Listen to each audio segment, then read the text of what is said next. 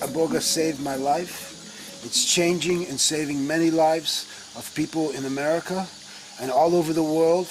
And if people will listen to Iboga, we'll have a much better world. And tell them that I come here as a fulfillment of a miracle, because I should be dead.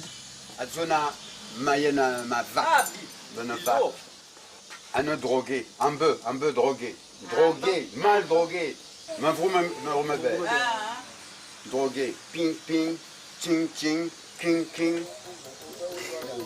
Il est un peu avec moi.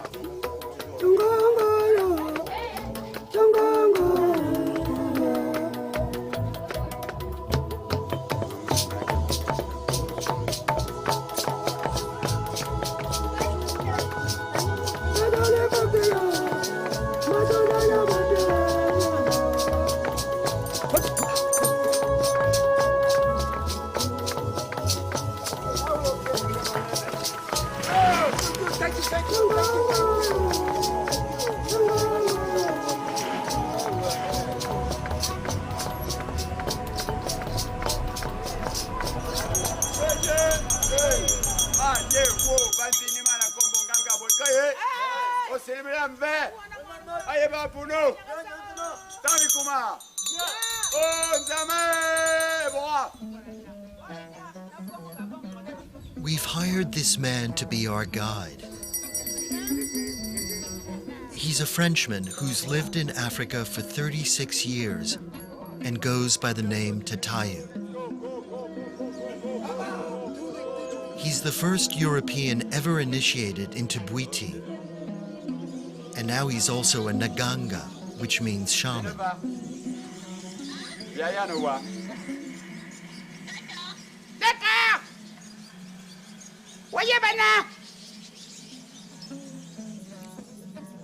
Tatayu probably knows more about the Bwiti religion than any other outsider.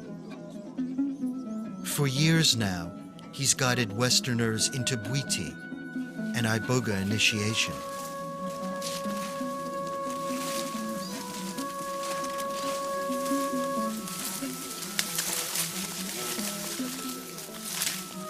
You gotta understand that the soul, a huge part of the soul of America is African, you know? And thank God that we have that connection. And also the European and the African, the music and the culture going back and forth. And then the healing from Africa could be, you know, not just for black people, but for every people, for Latin people, for immigrants, for Native Americans.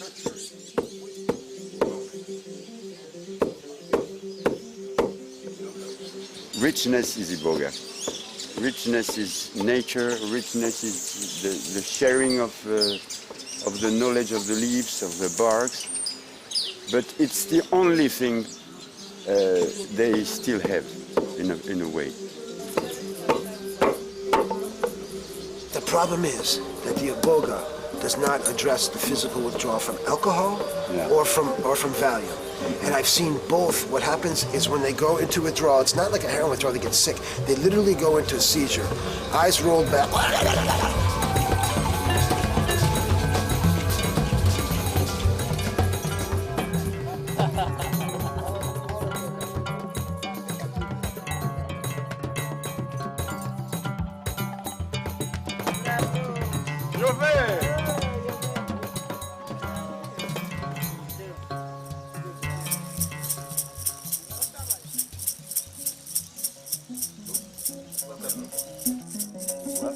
That's the sacred wood in the basket. The root bark of the Iboga plant has been finely chopped and then aged until it tastes like sawdust, seasoned with ammonia.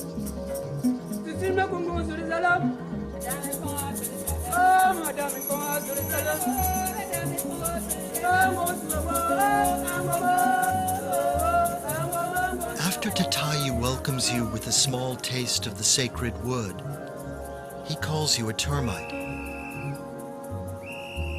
But for a termite to become a banzi, or Bwiti initiate, a huge dose of Iboga is required, sometimes as much as 60 spoonfuls.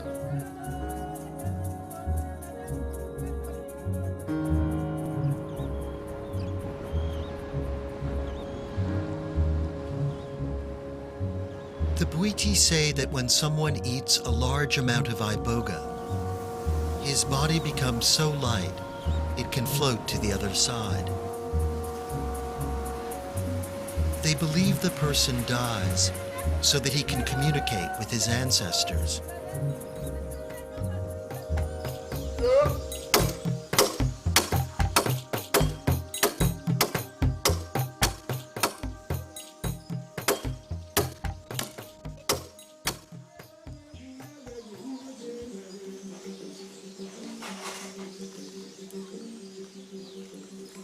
So tonight, Dmitri will die and be guided into the future.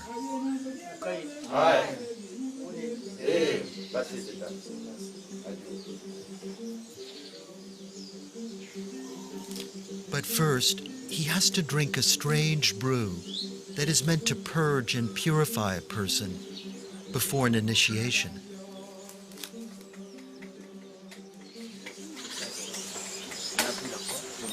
One time. Cooking.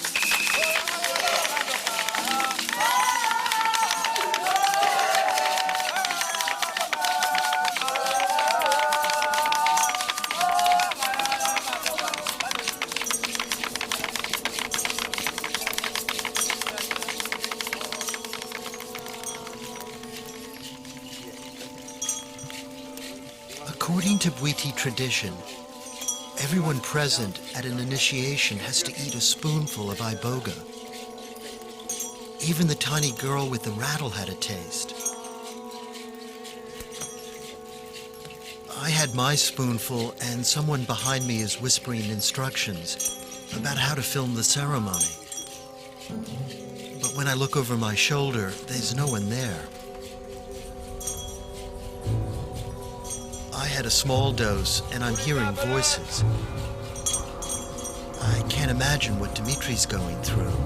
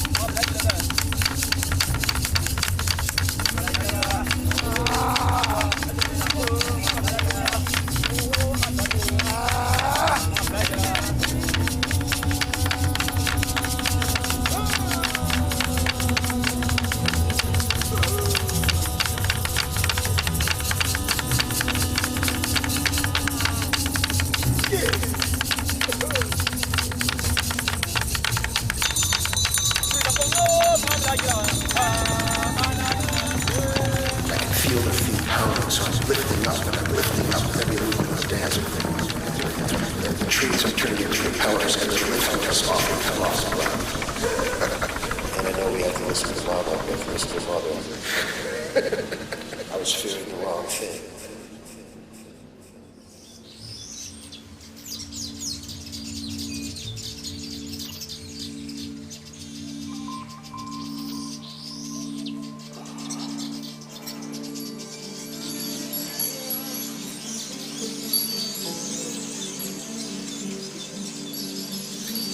It was incredible. So good. So good.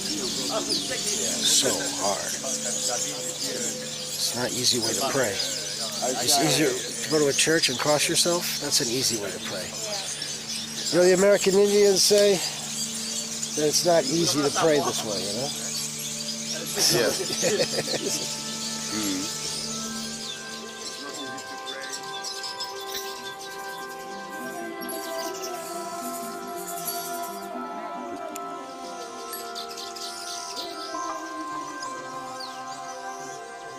2 days later, Dimitri is ready to complete his initiation.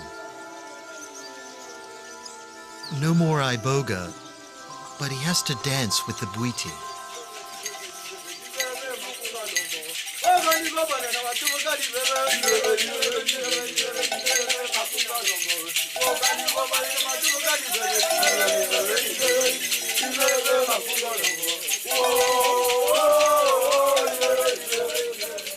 Donc, mais le temps va changer. Times are changing, said Bob. So. Bassé. Yeah. And now from Woodstock, live on stage, from Woodstock to Hollywood, we are happy to present you the Bwiti of Gabon.